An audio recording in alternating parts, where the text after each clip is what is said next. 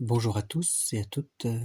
Je vous rappelle que nous sommes dans une série de lectures du catéchisme du Concile de Trente et nous sommes en train de détailler les 12 articles du symbole des apôtres que je vais vous répéter maintenant. Le fameux « Je crois en Dieu, le Père Tout-Puissant, Créateur du ciel et de la terre, et en Jésus-Christ, son Fils unique, notre Seigneur, qui a été conçu du Saint-Esprit, est né de la Vierge Marie, a souffert sous Ponce Pilate, a été crucifié, est mort, et a été enseveli, est descendu aux enfers, le troisième jour est ressuscité des morts, est monté aux cieux, est assis à la droite de Dieu le Père Tout-Puissant, d'où il viendra juger les vivants et les morts. Je crois en l'Esprit Saint, à la Sainte Église catholique, à la communion des saints, à la rémission des péchés, à la résurrection de la chair, à la vie éternelle. Amen. Et nous en sommes arrivés, après la vidéo où il est dit « Je crois en Dieu le Père Tout-Puissant ». Maintenant, nous allons voir « Je crois en Dieu le Père Tout-Puissant, Créateur du ciel et de la terre ». Voilà. Alors, c'est au nom du Père, du Fils et du Saint-Esprit que nous lisons, et pour sa plus grande gloire. Je vous rappelle que je suis un ancien protestant. Pendant 28 ans, j'ai étudié la Bible pour finalement me rendre compte, en étudiant ce catéchisme, que la foi catholique que je méprisais est la vraie foi. Voilà, lisons ensemble. Ce que nous avons à dire maintenant de la création de toutes choses nous fera aisément comprendre combien il était nécessaire de donner tout d'abord aux fidèles la notion d'un Dieu tout-puissant, car il est d'autant plus facile d'admettre une œuvre si prodigieuse que l'on doute moins que de la puissance infinie du Créateur. Or, Dieu n'a pas formé le monde avec une matière préexistante, mais il l'a tiré du néant, sans nécessité ni contrainte, librement et de son plein gré. Le seul motif qui l'a déterminé à l'œuvre de la création, c'est sa bonté, qu'il voulait répandre sur les êtres qu'il allait produire.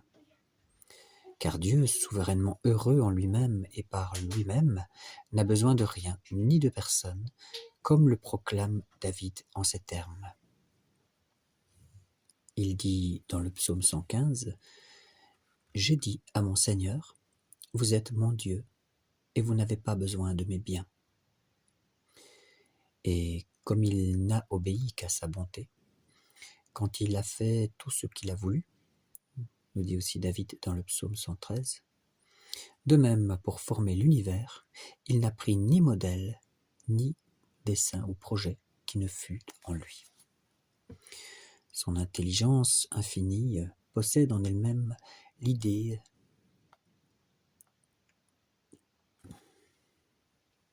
exemplaire de toute chose. Et c'est en considérant au-dedans de lui cette idée exemplaire, c'est en la reproduisant pour ainsi dire, que l'ouvrier, par excellence, avec cette sagesse et cette puissance suprême, lui sont propres, a créé dès le commencement l'universalité des choses qui existent. Il a dit, et tout a été fait, il a ordonné, et tout a été créé. Ça, c'est écrit dans le psaume 148. Par ces mots, le ciel et la terre, on entend tout ce que le ciel et la terre renferment. Car non seulement Dieu a formé les cieux, dont le prophète a dit qu'ils sont l'ouvrage de ses doigts, le prophète dans le psaume aussi notamment, mais c'est lui qui les a ornés de la clarté du soleil, de la lune et de tous les autres astres, pour les faire servir de signes, afin de distinguer les saisons, les jours et les années. Genèse, premier chapitre. C'est lui aussi qui a donné à tous les globes célestes un cours si constants et si réglés qu'on ne peut rien voir de plus rapide que leur perpétuel mouvement, ni de plus régulier que ces mouvements eux-mêmes. Dieu créa également de purs esprits et des anges innombrables pour en faire ses serviteurs et ses ministres. Il les ordonna et les enrichit des dons de sa grâce et de sa puissance. Quand la Sainte Écriture nous raconte que le démon ne demeura pas dans la vérité, donc ça c'est Jean, c'est dans l'évangile de Jean où Jésus nous dit ça, qu'il n'y a que du mensonge dans le diable, eh bien l'Écriture nous fait entendre clairement que lui et les autres anges apostats, donc ceux qui ont abandonné la foi, avaient reçu la grâce dès le commencement de leur existence. Saint Augustin l'affirme nettement. Dieu, dit-il, créa les anges avec une volonté droite, c'est-à-dire avec un chaste amour qui les unissait à lui, formant à la fois leur nature et y ajoutant la grâce comme un bienfait. D'où il faut conclure que les anges saints ne perdirent jamais cette volonté droite, c'est-à-dire l'amour de Dieu. Quant à leur science, leur connaissance, voici le témoignage de nos saints livres. Dans le deuxième livre des rois, « Ô mon Seigneur et mon roi, vous avez la sagesse d'un ange de Dieu, et vous connaissez tout ce qui est sur la terre. » Et pour exprimer leur puissance, le saint roi David nous dit « Les anges sont puissants en vertu, et ils exécutent les ordres de Dieu. » Je précise, ici on parle beaucoup des anges pour le moment, mais il est question ici, créateurs du ciel et de la terre. Et les anges sont des esprits célestes. C'est bien pour ça que nous parlons pour le moment de ce qui se passe dans le ciel. Donc je reviens ici, les anges sont puissants en vertu et ils exécutent les ordres de Dieu. Aussi, l'Écriture sainte les appelle souvent les vertus et ou l'armée du Seigneur. Nous disons aussi que c'est l'Éternel des armées d'anges, des armées célestes. Alors, mais bien qu'ils eussent tous reçu ces dons célestes qui faisaient leur gloire, plusieurs cependant, pour avoir abandonné Dieu leur Père et leur Créateur, furent bannis de leur sublime demeure et renfermés dans une prison très obscure, au centre de la terre, où ils subissent la peine éternelle due à leur orgueil. Ce qui a fait dire au prince des apôtres, qui se nomme Pierre, dans sa deuxième lettre, Dieu n'a pas épargné les anges pécheurs, mais il les a précipités dans l'enfer et chargés de chaînes pour y être tourmentés et pour y attendre le jugement. Dieu a fermé aussi la terre sur sa base, et par sa parole, il lui fixa sa place au milieu du monde. Nous en venons maintenant aux choses de la terre, apparemment.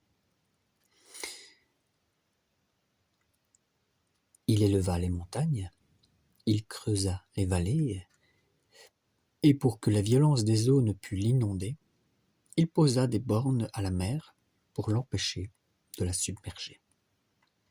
Ensuite, il la revêtit et la para de toutes sortes d'arbres, de plantes et de fleurs. Il la peupla d'animaux de toute espèce, comme il avait fait auparavant pour la mer et les airs. Enfin, il forma le corps de l'homme du limon de la terre, et, par un pur effet de sa bonté, il lui accorda le don de l'immortalité et de l'impassibilité, qui n'étaient pas essentiellement attachés à sa nature. Quant à l'âme, il la fit à son image et à sa ressemblance, donc l'âme de l'homme. Il la doua du libre arbitre et régla si bien tous les mouvements et tous les désirs du cœur qu'il devait toujours être soumis à l'autorité de la raison. À cela, il voulut joindre le don admirable de la justice originelle, et enfin il lui soumit tous les animaux. Pour instruire les fidèles de ces vérités, le prêtre, le pasteur, n'aura d'ailleurs qu'à consulter l'histoire sacrée de la Genèse. Ainsi donc, ces mots de création du ciel et de la terre doivent s'entendre de la création de toutes choses. Déjà, le prophète David l'avait dit en peu de mots dans le psaume 88. « Les cieux sont à vous et la terre vous appartient. C'est vous qui avez formé le globe de la terre et tout ce qui le remplit. » Mais les pères du concile de Nicée, je crois en 325, l'ont exprimé bien plus brièvement encore en ajoutant au symbole ces simples mots, les choses visibles et invisibles. Donc je crois en Dieu le Père Tout-Puissant, créateur du ciel et de la terre, créateur des choses visibles et invisibles. Et en effet, tout ce que renferme l'ensemble des choses, tout ce que nous reconnaissons comme l'œuvre de Dieu, peut ou bien tomber sous les sens, et nous l'appelons visible, ou seulement être aperçu par l'intelligence et la raison, et alors nous l'appelons invisible. Voilà, je vous laisse avec ça pour l'instant. Nous aborderons une prochaine vidéo sur le thème de la providence. Au nom du Père, du Fils et du Saint-Esprit.